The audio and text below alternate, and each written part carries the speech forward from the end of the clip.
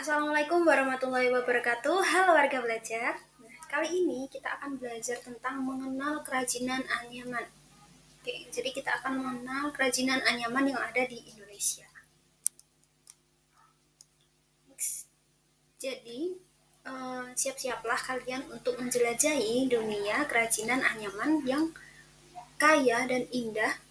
Dan mari kita mulai dengan mengenal dasar-dasar anyaman yang menakjubkan. Oke. Apa sih kerajinan anyaman itu? Jadi, kerajinan anyaman itu merupakan jenis seni yang melibatkan penggunaan serat atau bahan fleksibel lainnya. Nah, biasanya itu serat dari bambu. Nah, tapi tidak hanya bambu, yang lain pun juga bisa gitu. Biasanya menggunakan kalau alamiah bambu, kalau yang tidak alamiah biasanya plastik juga bisa. Jadi itu anyaman. Nah,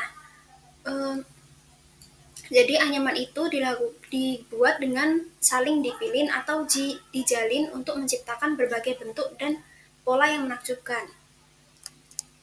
Oke, lanjut kita ke berbagai jenis anyaman. Nah, di sini ada berbagai jenis anyaman yang sering kita jumpai gitu. Nah, kita kan warga Indonesia nih. Nah, biasanya kerajinan anyaman itu dibuat untuk oleh-oleh. Biasanya orang luar negeri itu datang untuk membeli kerajinan-kerajinan tangan dari Indonesia dan salah satunya adalah jenis kerajinan anyaman. Nah, yang pertama ada keranjang. Nah, keranjang ini terbuat dari bambu. Biasanya bambu ya kalau kayak gini. Bambu. Jadi keranjang anyaman itu menjadi salah satu produk anyaman yang paling populer dan digunakan untuk menyimpan barang atau sebagai hiasan dekoratif. Kalau pada zaman dahulu itu anyaman digunakan untuk kebutuhan rumah tangga atau yang mempunyai manfaat untuk kehidupan. Nah, kalau dengan berkembangnya zaman, anyaman itu menjadi sesuatu yang dinilai estetis gitu.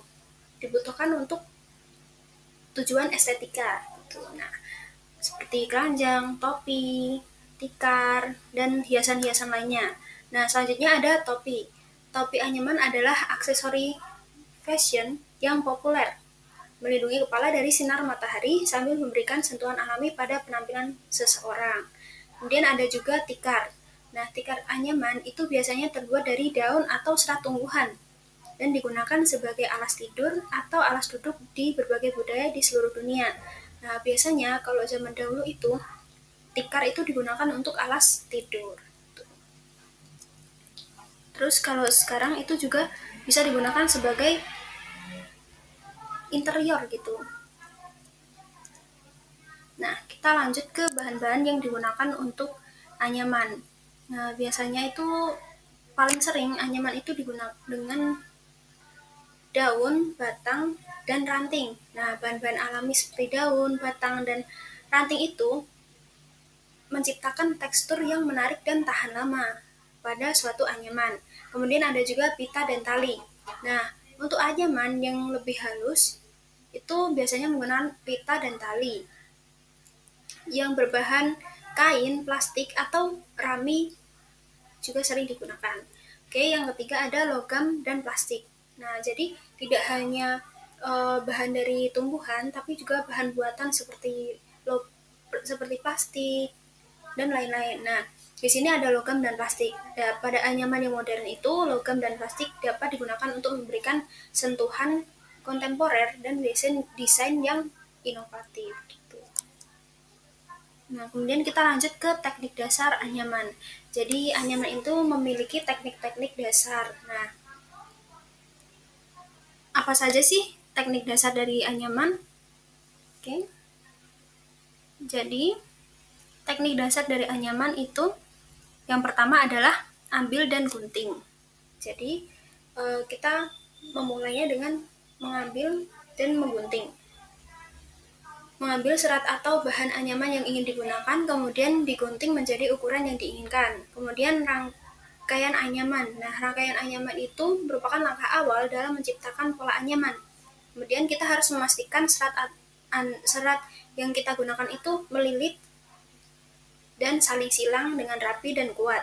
Kemudian yang ketiga, mengikat ujung. Nah, agar anyaman Anda tetap terjaga, jadi warga belajar, agar anyaman itu tetap terjaga, tidak kemana-mana, itu kita mengikat ujungnya dengan kuat dan rapi untuk mencegah kekendoran dan merusak bentuknya.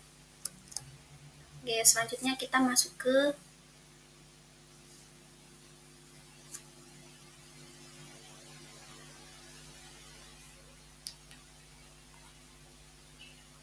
contoh-contoh kerajinan anyaman di sekitar kita.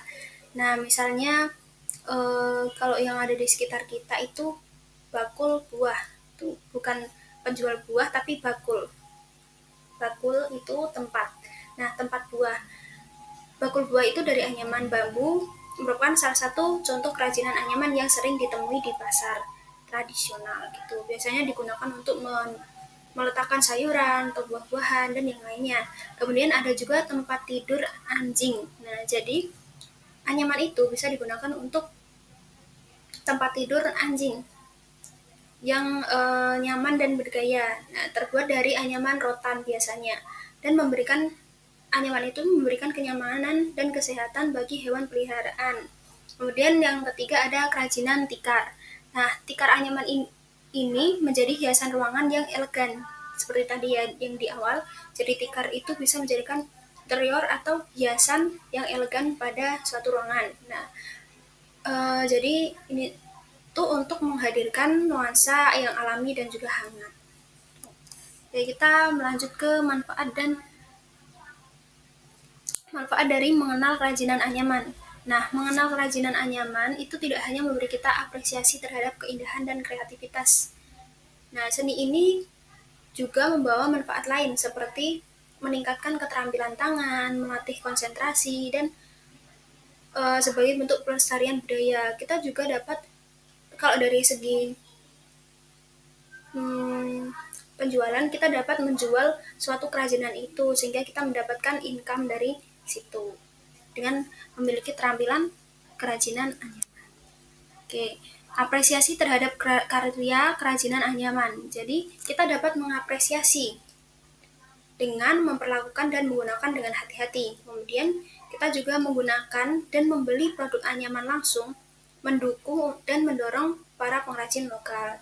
Jadi dengan kita menghargai, membeli produknya, itu termasuk apresiasi terhadap kerajinan anyaman.